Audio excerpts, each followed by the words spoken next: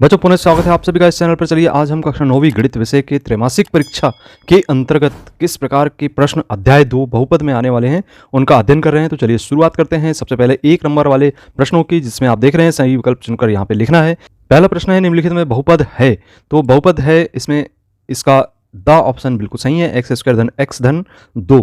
निम्नलिखित में बहुपद नहीं है, इसका ब ऑप्शन जहाँ की 2/y लिखा हुआ है, y की घात ऋणात्मक प्राप्त होगी, इसलिए यह बहुपद नहीं होगा। इसके बाद शून्य बहुपद की घात है, तो तीसरे प्रश्न में आप देख रहे हैं यहाँ पे शून्य बहुपद की घात हमेशा परिभाषित नहीं लिखी जाती है। इसके बाद चौथा है बहुपद x की घात 2 धन 3x की घात 4 धन x ऋण 4x की घात 3 धन 7 की घात है, तो यहाँ पे सबसे अधिकतम घात 4 दिखाई दे रही है, तो इसका बा ऑप्शन बिल्कुल सही होगा। इसके बाद पांचवा प्रश्न आप देख रहे हैं यहाँ पे स्क्रीन पर, बहुपद x की घात 2 ऋण x ऋण 6 के शून्यक हैं, तो यहाँ पे शून्य ज्ञात करेंगे, गुणनखंड निकालकर हम इसके शून्य ज्ञात करेंगे, तो इसका जो आंसर आएगा वह होगा 3 ऋण 2। इसके बाद अगला प्रश्न है बहुपद 5x की घात 4 ऋण 3x की घात 2 धन 4x की घात 3 धन 7x धन 8 में x की घात 2 का गुणांक। तो जैसा कि बच्चों यहाँ पे आप देख रहे हैं कि गुणांक ज्ञात करने के लिए x की घात 3 x की घात 2 का गुणांक देख रहे हैं, तो यहाँ पे ऋण 3 का गुणा हुआ, तो इसका ऑप्शन द बिल्कुल सही होगा। इसके बाद चलिए अगला प्रश्न है यहाँ पे 7 नंबर का, निम्नलिखित में कौन सा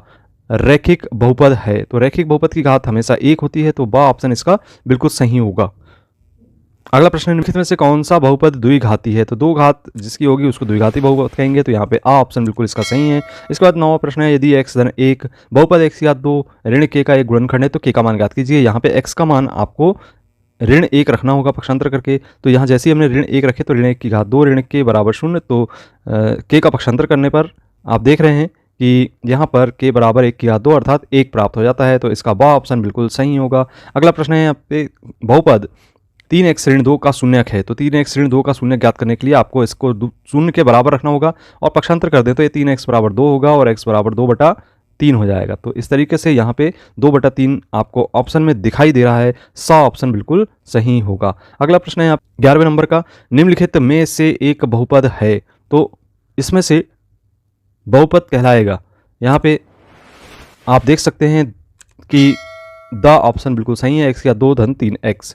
बहुपद 2 धन x की घात 2 धन x का x की घात 2 का गुणांक है, यहाँ पे x की घात 2 का गुणांक आपको कुछ भी नहीं दिखाई दे रहा, धन 1 के रूप में आप इसको देख सकते हैं, तो इसलिए इसका ऑप्शन आ होगा। अगला प्रश्न है, जब x बराबर ऋण 1 है तो बहुपद का मान होगा, तो यहाँ पे आप x के स्थान पे ऋण 1 रख दें, तो जैसे ही आप ऋण 1 रखते हैं तो 5 ऋण 1 लिखेंगे, धन ऋण 4 ऋण 1 की घात 2 लिखेंगे और धन 3 लिखेंगे और सरल कर देंगे तो ऋण 5 ऋण 4 धन 3 आएगा और ऋणात्मक संख्या को जोड़ दीजिए तो ऋण 9 धन 3 अर्थात ऋण 6। ये ऑप्शन नंबर बा इसका सही होगा। चलिए आगे प्रश्न करते हैं, बहुपद की अधिकतम घात देखना है, तो इसमें बहुपद की अधिकतम घात 3 दिखाई। नेक्स्ट क्वेश्चन है यहाँ पे, एक घात वाले बहुपद को कहते हैं, तो एक घात वाले बहुपद को हमेशा रैखिक बहुपद कहते हैं, 2 घात वाले को द्विघात कहते हैं और 3 घात वाले को त्रिघात कहते हैं। इस तरीके से आपको बहुपद के नाम याद रखना है। बहुपद px बराबर 2x धन 5 का शून्यक है, तो इसमें पक्षांतर करके हम सरल कर लेते हैं, तो 2x धन 5 बराबर 0 रखेंगे और 2x बराबर ऋण 5 प्राप्त होगा और इसी तरीके से x बराबर ऋण 5/2, तो ऑप्शन नंबर बा आपको यहाँ पे दिखाई दे रहा है, ऋण 5/2 है, तो ऑप्शन बा सही होगा। इसका निम्न में से रैखिक बहुपद है, तो रैखिक बहुपद की घात सदैव 1 होती है, तो आ ऑप्शन बिल्कुल सही है। इसका अगला प्रश्न है, यदि a धन b धन c बराबर 0 है, तो a धन a की घात 3 धन b की घात 3 धन c की घात 3 के बराबर होगा, तो यहाँ पे पक्षांतर करके सरल कर देंगे, तो आपको जैसा कि देखने में आता है कि इसमें 3abc प्राप्त होता है, तो यहाँ पे ऑप्शन सा आंसर बिल्कुल सही होगा। इसके बाद आप देख रहे हैं कि बहुपद y की घात 2 ऋण y 5y धन 6 का एक गुणनखंड y ऋण 2 है, तो दूसरा गुणनखंड होगा, तो इसका सही ऑप्शन है सा y ऋण 3।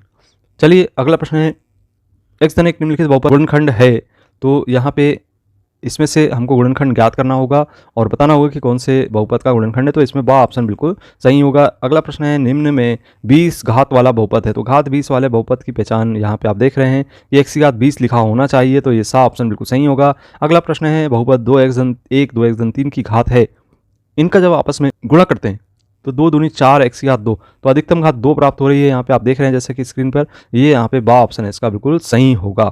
आइए अब अगले प्रश्न की ओर बढ़ते हैं, जिसमें रिक्त स्थानों की पूर्ति करना है। तो पहला प्रश्न जैसा कि हम देख रहे हैं स्क्रीन पर, वास्तविक संख्या a बहुपद px का शून्यक होता है यदि pa बराबर 0 होगा।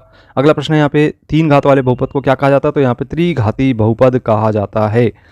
ठीक, नेक्स्ट क्वेश्चन है, दो पदों वाले बहुपद को क्या कहा जाता है? तो यहाँ पे द्विपदी कहा जाता है। इसके बाद अगला प्रश्न है भाज्य बराबर भाजक गुणित भागफल। तो यहाँ पे इसके धन में यहाँ पे आपको शेषफल लिखना होगा, तो इस तरीके से आप इसका आंसर देंगे शेषफल। अगला प्रश्न है यहाँ पे बहुपद में चर की घात सदैव होती है, चर की घात सदैव खाली स्थान होती है। तो यहाँ पे आप लिख सकते हैं पूर्ण संख्या, पूर्ण संख्या। यहाँ पे ऋणात्मक और परिमेय संख्या नहीं लेना है, पूर्ण संख्या के रूप में होना चाहिए घात। और अगला प्रश्न है यहाँ पे ऋण 5 x घात 4 धन 3 x धन में x घात 4 का गुणांक है। तो देख रहे हैं आप यहाँ पे ऋण 5 लिखा हुआ है, x घात 4 का गुणांक। इसके बाद अगला प्रश्न है बहुपद 3 x धन 2 का शून्यक है। इसको सरल कर लेते हैं, तो 3 x धन 2 बराबर 0 रखेंगे और पक्षांतर करके सरल कर देंगे तो x बराबर ऋण 2/3 जरूर हमें प्राप्त हो जाएगा। पक्षांतर करके सरल करेंगे तो ऋण 3/2 इसका आंसर लिखें, 2/3 लिखेंगे। इसके बाद x घात 2 ऋण y घात 2 बराबर होता है। एक कोष्टक में आप लिख सकते हैं x धन y और दूसरे कोष्टक में x ऋण y सर्वसम्मिका है ये।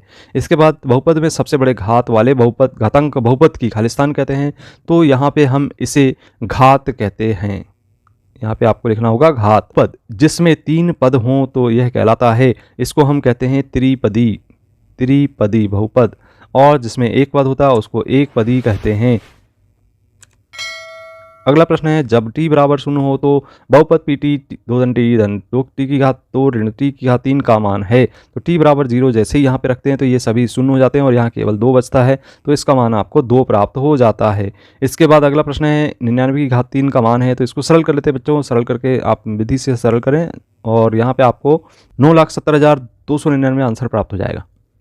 वह बहुपद जिसके सभी गुणांक शून्य हैं खालिस्तान बहुपद कहलाता है, तो इसको हम कहते हैं शून्य बहुपद।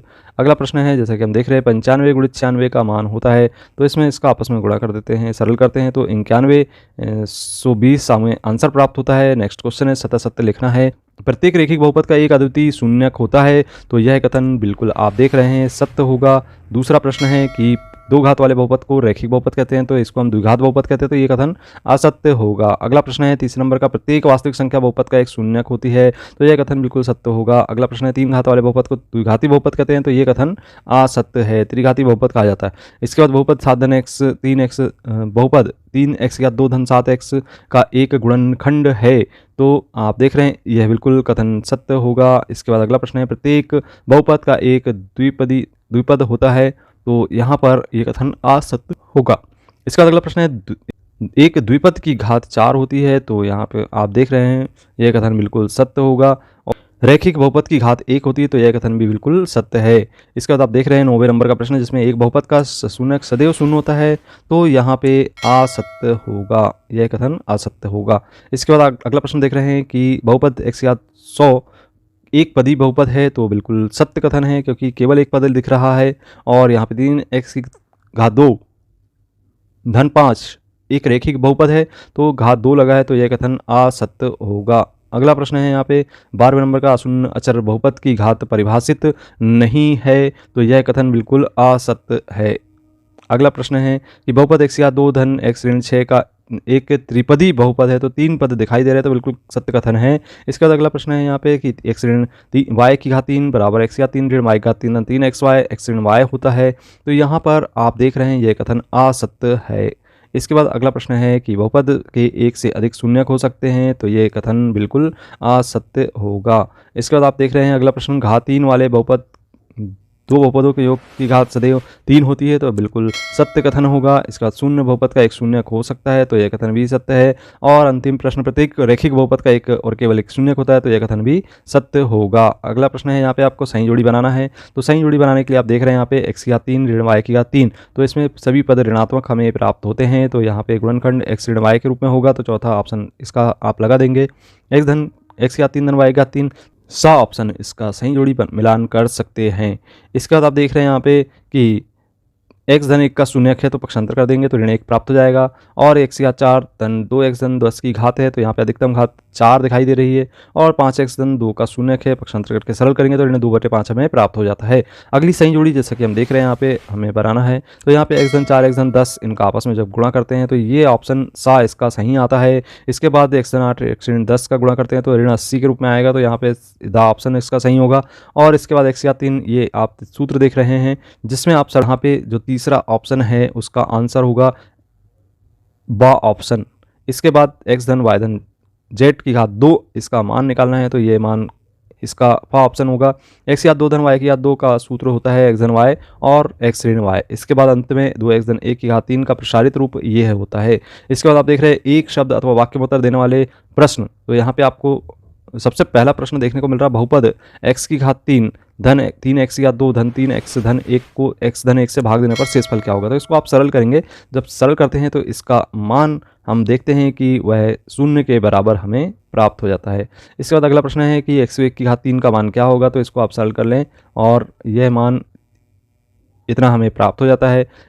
रैखिक बहुपद की घात क्या होती है। तो रैखिक बहुपद की घात सदैव 1 होती है। एक रैखिक बहुपद का उदाहरण कोई भी उदाहरण दे सकते हैं, जैसे 2x धन 3 ये रैखिक बहुपद का उदाहरण है। किसी बहुपद में अशून्य चर पद की घात हमेशा क्या होती है। तो इसकी घात हमेशा 0 होती है। तो ये आपके 1 अंक वाले प्रश्न थे। अब 2 अंक वाले 3 अंक वाले प्रश्नों को आप देख सकते हैं कि किस प्रकार के प्रश्न आ सकते हैं। आप इन सभी प्रश्नों का स्क्रीनशॉट लेकर आप इनको अपनी कॉपी में नोट कर लीजिए अथवा पुस्तक में टिक लगा लीजिए और इस प्रकार के प्रश्नों का अभ्यास करके परीक्षा हॉल में अवश्य जाएं। आपने यदि अब अध्याय 1 नहीं देखा है तो आपको यहाँ पे एंड स्क्रीन पर उसकी लिंक दिखाई दे रही है, आप उसको क्लिक करके जरूर देखें। और इसी प्रकार के G9 कंटेंट देखने के लिए आप चैनल को जरूर सब्सक्राइब करें। मिलते हैं अगली वीडियो में। धन्यवाद।